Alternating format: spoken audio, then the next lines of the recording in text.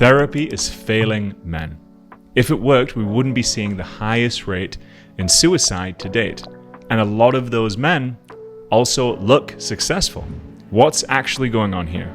And what actually works instead? Let's explore why therapy is failing us as men.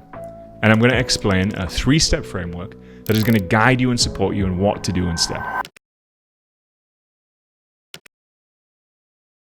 So why is therapy failing men? When I talk about therapy here, I'm talking about the traditional therapeutic model. You go and you sit in the therapist's chair, you talk about your problems for an hour or two, and then you go home not really feeling any better, any more supported than when you initially went in. It really feels like you're just going around and round in circles. To be honest, this really isn't effective for anyone, but it's especially not effective for men. And it's not for the reason that you think. There's a lot of talk out there on the internet about men just needing success and purpose. And yes, that is important, but it's way more nuanced than just that. Men also have relational systems that also have to be brought on board in order to create like a full spectrum life.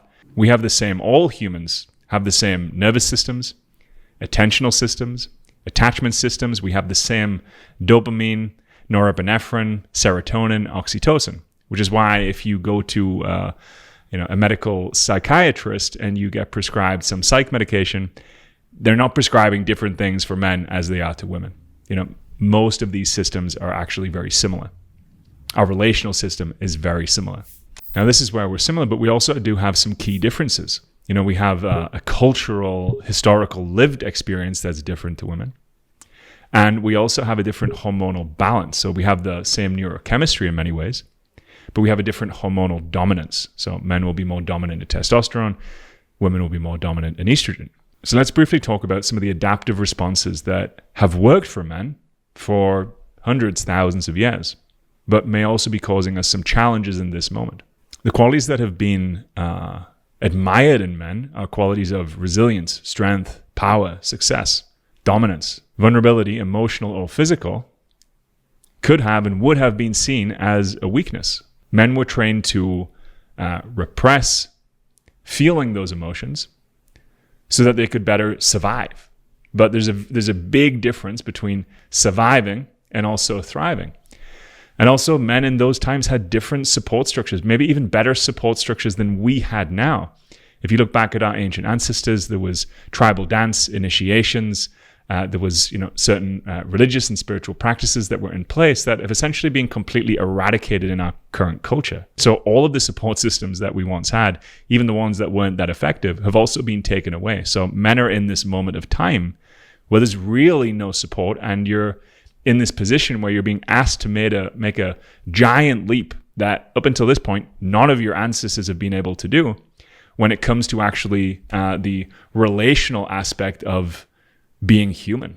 And this is a giant leap to expect men to make without giving them the skills, resources, and tools in order to be able to adapt and learn that skill set so that you can have the provision, the strength, the courage, yes, whilst also being able to have the relational strength and courage and resiliency so that not only can you protect your family physically, but also that you can protect your family emotionally, relationally, and be a center of strength and love and warmth at the same time.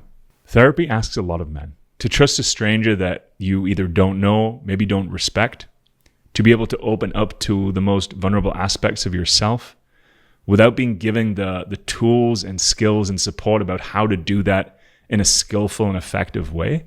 This is why men tend to prefer coaching or mentorship, because it has a focus on skill training, on integration, on actually taking action, on initiations. This speaks to the aspect of the masculine core, the masculine nature that allows us to bring the best of ourselves forward. This structure tends to work better for most men. So we use how men like to do things, and then we apply that to one's growth and psychological, emotional, spiritual development. That's when we see men do incredibly well in the field of transformation. In a second, I'm going to share 3 steps about how you can do this. But before I do, if you're a man who's dedicated to his growth and his development, click subscribe and let's stay connected. So the pre-step the preliminary step before even step one is getting clear on why you're doing this and who you're doing this for. Getting out of your own self-centered bubble, recognizing that your impact is touching the lives of those you care about the most. And whether you do or do not do this is going to have impact on those people. And when you can begin to actually truly see and connect those dots and have it felt in your body, that's going to really empower you to take the action that's necessary. When you can have a strong enough why, when your reasons for doing this are strong, actually implementing the next steps are going to be easier, because it's going to require more of you. We used to go to war to protect our families and loved ones. Now the deeper war here is mental, emotional, and spiritual. And really that's what's being called of us in this moment. Step one is to get clear on the one area that you want to change in your life, because you cannot intervene in a world you cannot see. So get clear on what that one area is. I'm going to call this your Kobe. So Kobe Bryant, at the end of a season, wouldn't ask his coach where he was succeeding the most. He would ask his coach, where is my greatest area for growth? Where is my greatest weakness? Because he knew inside of that's where the greatest area for growth was. So this is your Kobe. This is the area in your life, the one area that if you shifted it and changed it, it would change a whole host of things in your life. It could be that there's been a persistent low mood that's been showing up in your life. It could be that your relationships have been breaking down or breaking up. It could be that there's a lack of fulfillment when it comes to your work and what you're committed to in this world. It could be that there's anxiety or stress or a busy mind that's just constantly showing up for you.